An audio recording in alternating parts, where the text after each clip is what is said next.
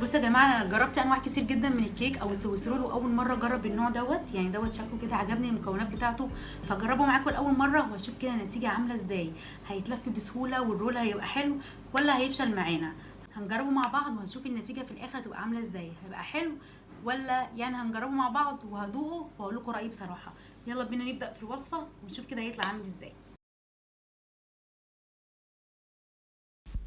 اول حاجه بدات بيها الكراميل. هنضيف كوبايه كبيره من السكر وهنسيبه على نار هاديه ونفضل نقلبه كده بنفس الطريقه لحد لما السكر يدوب تماما. وهنضيف 50 جرام من الزبده. اي نعم في قطعه زبده وقعت على البوتاجاز، لكن انا مش هسيبها ابدا لان دلوقتي الزبده يعني سعرها كام، وصل لمبلغ كبير.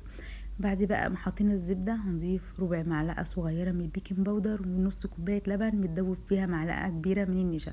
هنقلب بقى كل المكونات كده مع بعض. ما تقلقوش خالص لما الكراميل يفور معاكم او يديكوا الشكل دوت، لا في النهايه هيهدى وياخد شكله الطبيعي. وهنضيف كمان نص كوبايه صغيره من الفول السوداني. هنقلب بقى كله كده مع بعض لحد لما يوصل للشكل دوت والقوام دوت. هنسيبه بقى كده على جنب يهدى خالص، بعد كده هنستخدمه في الوصفه. هنشوف بقى بقيه المكونات ايه. هنجيب 5 بيضات ونص كوبايه من السكر وربع معلقه صغيره من الفانيليا. هنضرب بقى كده ضرب مبرح في الكيك دوت عشان يطلع كده هش معانا ويطلع ناعم ويدينا القوام المظبوط. هنفضل بقى نضرب لحد لما لون البيض يفتح ويوصل للون الابيض اللي انتوا شايفينه دوت، يعني يبقى بنفس القوام. بصوا انا كملت ضرب تاني لحد لما لونه فتح اكتر. لما يوصل بقى للقوام اللي انتوا شايفينه دوت هنوقف ضرب وهنحضر بقية المكونات. هنحضر كوبايه صغيره من الدقيق او كوبايه الا ربع من الدقيق. لو الكوبايه حجمها كبير معاكم يبقى كوبايه الا ربع. وهنجيب مصفى ضيقه وهنحاول ان احنا كده ننخل الدقيق وهنقسمه على مرتين، يعني نص الكوبايه هنحطها، بعد كده هنقلب من تحت لفوق لحد لما الدقيق يختفي. بعد كده النص التاني هنحط معاه معلقه صغيره من البيكنج باودر، ما نكترش يعني في البيكنج باودر اكتر من كده. وهنحاول بقى ان احنا نقلب من تحت لفوق لحد لما الدقيق يختفي تماما، ونقلب براحه جدا عشان الكيك ما يهبطش مننا. هنجيب بقى كده قالب 30 في 40 وهنحط ورق زبده. لازم جدا في الوصفه دي ورق زبده عشان نعرف نلف بيه الرول. هنحاول بقى ان احنا كده نوزع الكيك كويس جدا، وهنسخن الفرن على درجه حراره 180 من 10. هنسيبه في رف اوسط من 10 ل 12 دقيقه، يعني ما نسيبوش اكتر من كده، ونختبره مثلا بخله او حاجه بعد ما يستوي عشان نتاكد ان هو استوى. هنطلعه بقى من الفرن تمام كده لحد لما الكيك يستوي معانا. نشوف هنعمل ايه. هنجيب كوبايه كبيره من الكريم شانتيه، ويكون كريم شانتيه خام يعني بدون سكر، لان احنا هنضيف حاجات يعني الكراميل فيه سكر كتير جدا، فكفايه السكر اللي هو في الكراميل.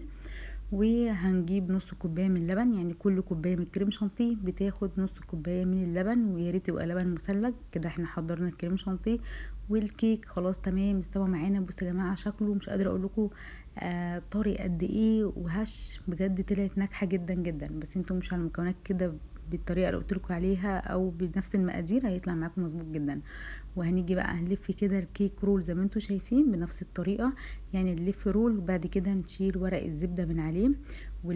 والمرحله ديت نعملها وهي الكيكه تكون دافيه، يعني تكون ايه يعني مايله للسخونيه اكتر عشان تشكل معانا بسهوله. بعد كده بقى بعد ما نشيل منه ورق الزبده كله ونلفه بنفس الطريقه كده.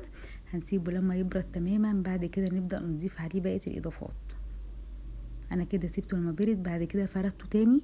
وهجيب بقى الكراميل اللي احنا عملناه. بصوا اخد شكل الكراميل وبجد يا جماعه خطير جدا. طري ما نشفش معانا، يعني جربوا الكراميل بالطريقه دي هتعجبكم جدا جدا. بصوا هفرد بقى كده كله مظبوط. ايد ادم طبعا بتساعدني يعني.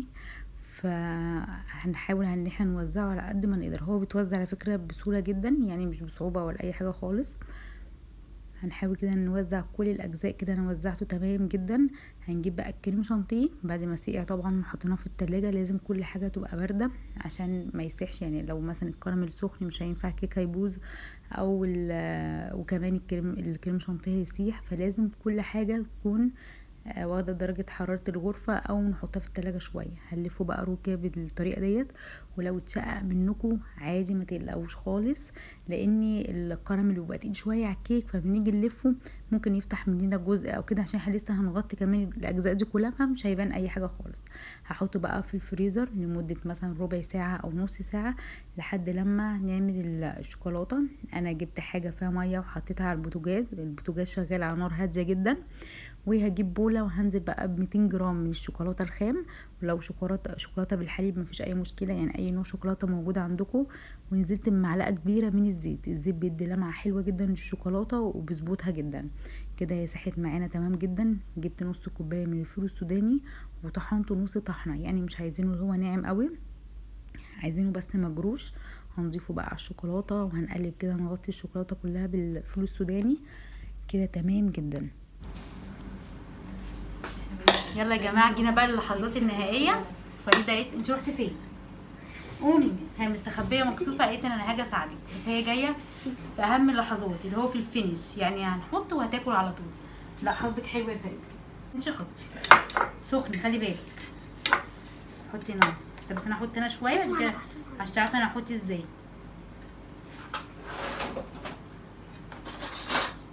بصوا بقى نحط الشوكولاته كلها ونغطي بقى الحاجات ديت.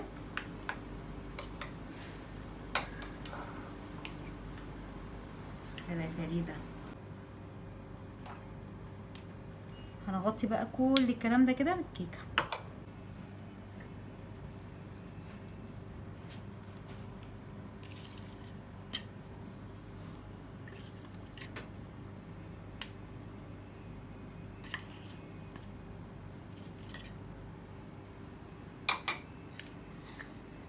هناخدها بقى كده على التلاجة تاني او على الفريزر يعني.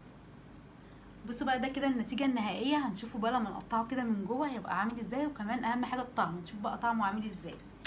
يلا هنحطه بقى في طبق التقديم وهوريه.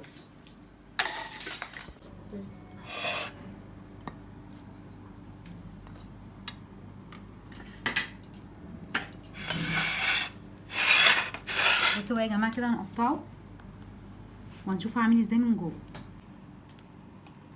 نشوف بقى يا جماعه الايه. بصوا الشوكولاته بقى بقت مقرمشه من جوه.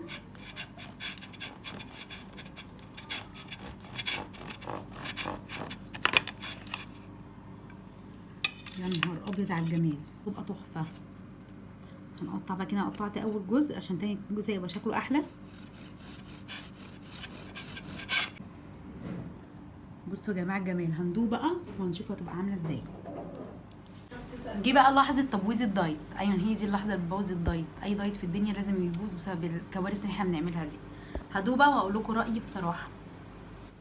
بجد بجد انا اول مره اعملها واول مره اجربها معاكم.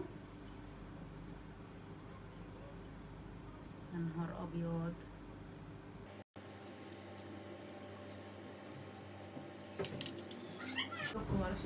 والله يا جماعه الوصفه دي بصوا من الاخر كده وصفه تجنن، يعني الكريمه مع الكراميل مع الشوكولاته مع الفول السوداني حاجه كده من الاخر روعه بجد. بصي يعني انا عايزه اكلها كده كلها، بس انا الحمد لله عامله دايت. قطعه تاني كمان وندوق.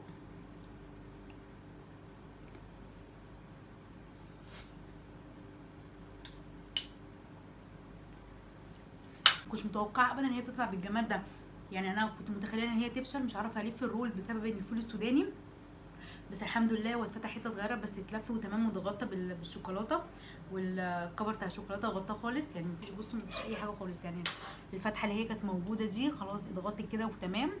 ماشي يا جماعه الكريمه كده مع الكراميل مع الشوكولاته حاجه بجد خطيره بجد فظيعه قوي يعني انا مش عارفه اعمل فيها ايه دي. هقدر اقاومها يعني هقدر استمر في الدايت واقدر اقاومها ومش هاكل منها؟ مش عارفه اقول لكم ايه يعني. سيبوني بقى اكل بقى الحته ديت ويلا بقى عوضي على الله في الدايت. سلام.